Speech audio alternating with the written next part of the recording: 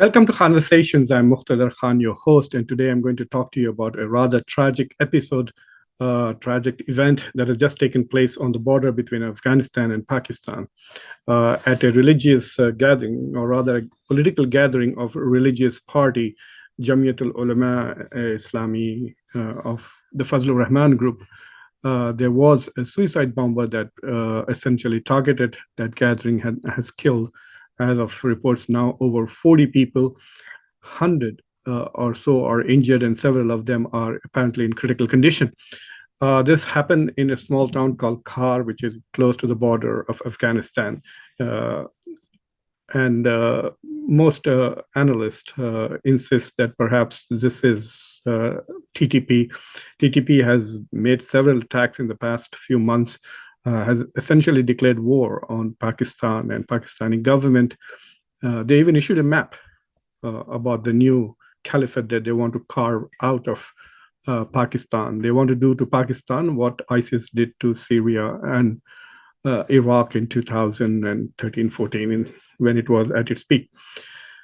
It's a tragic event, no matter how often it happens, no matter who it kills. It is impossible for people to become so desensitized that we take it in our stride.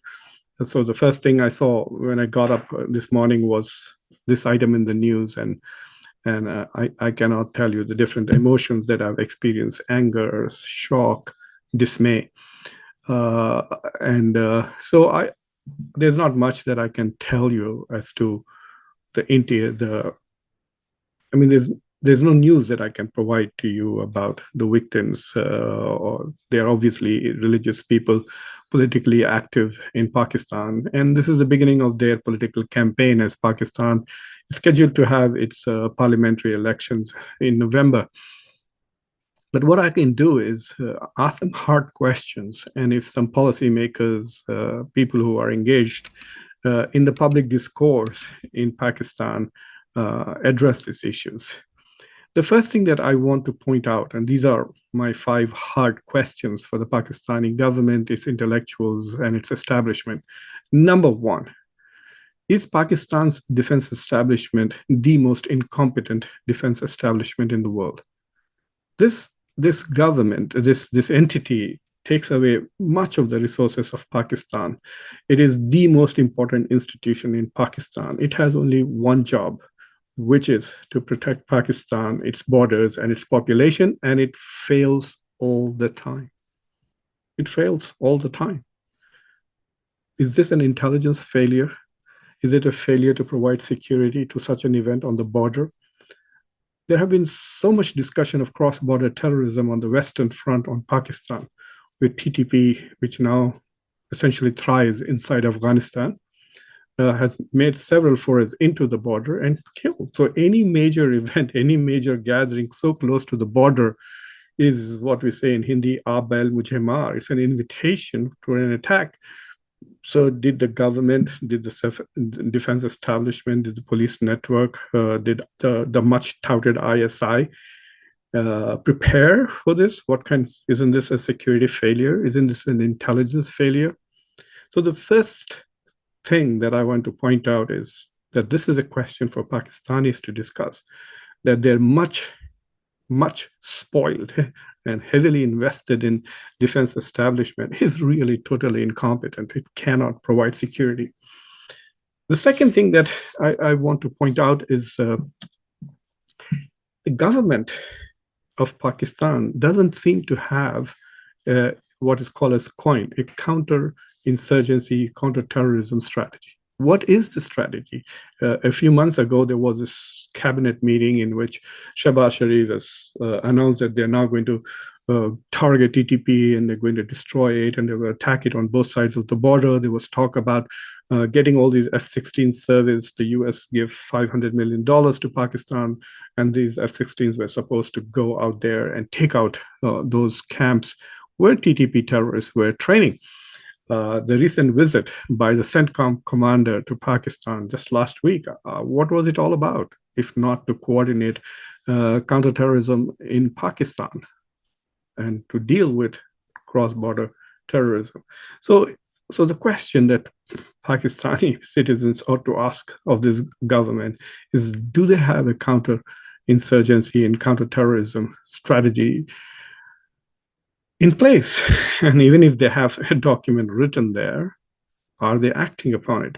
This is why Pakistan has to be involved. If you remember that under Ajit Doval, the Indian National Security Advisor's leadership, there were several meetings about terrorism emanating from Pakistan with Central Asian national security advisors in Delhi, in Central Asia. Pakistan did not join this, even though these were under the umbrella of SCO. Pakistan pretends as if there is no terrorism and then screams that it is the victim of terrorism. Yes, Pakistan is a victim of terrorism, but the terrorists are also Pakistanis who have often been nurtured by their own government, by their own intelligence. Uh, Experts say that from 2014 to 2018, TTP's capabilities were diminished significantly. And then what happened after 2018? They seem to have resurrected themselves, that they are able to cause so much damage in Pakistan. So the second question really is, are Pakistanis capable, or is the Pakistani government capable of crafting and then executing a counterterrorism strategy? The third question that I have is going to upset a lot of my friends, and I apologize in advance, but I noticed that the Pakistani diaspora, at least in the United States, seems to be completely indifferent. Completely indifferent. I mean, on 3 or 4 groups where a lot of Pakistanis are involved, they're busy discussing Iqbal's poetry. It's like Nero is fiddling while Rome is burning. They don't care about this. They talk about Islam all the time, non-stop Islamic ideology, Islamic economy, Islamic system, Islamic this, Islamic that, and they completely ignore this violence. They don't even talk about it. It's like routine. In fact, some of the more active Pakistani Americans are busy trying to protect Indian Muslims who are in trouble partly because of their foreign policy and their cross-border terrorism.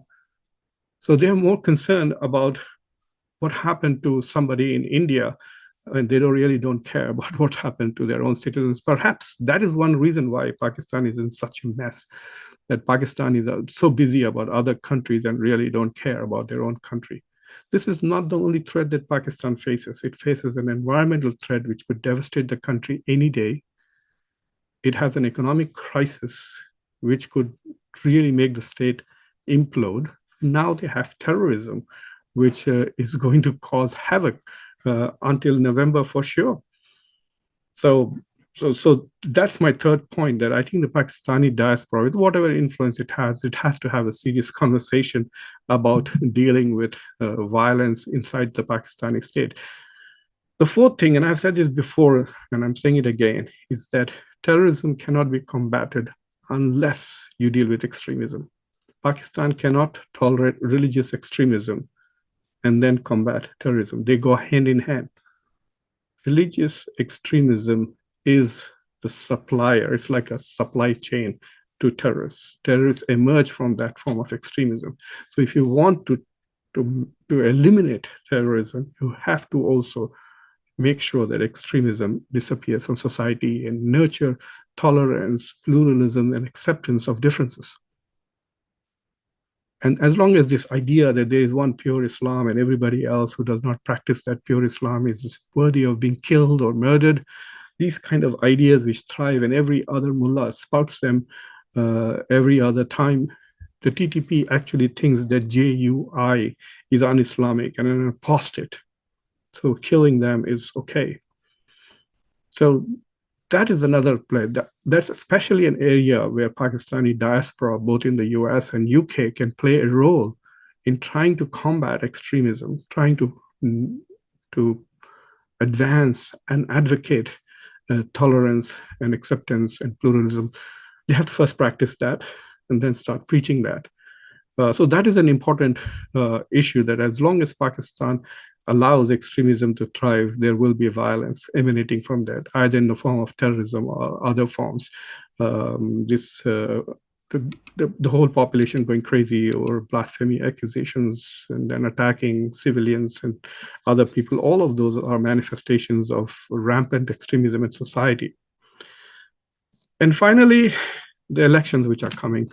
And I think that, unfortunately, given the various political scenarios that I have already discussed in the past on several occasions, the elections are going to be a difficult time for Pakistan. I hope that they get through it safely and have a free and fair elections, and there are not many questions on the other side of the elections, so that people accept whoever wins in the government. So once again, my prayers and condolences to the families of those who were so brutally killed today. And I hope that there are less and less such events, and maybe pray that this is the last such attack. I'm Muqtedar Khan, your host, and let's keep the conversation going. Thank you very much for watching.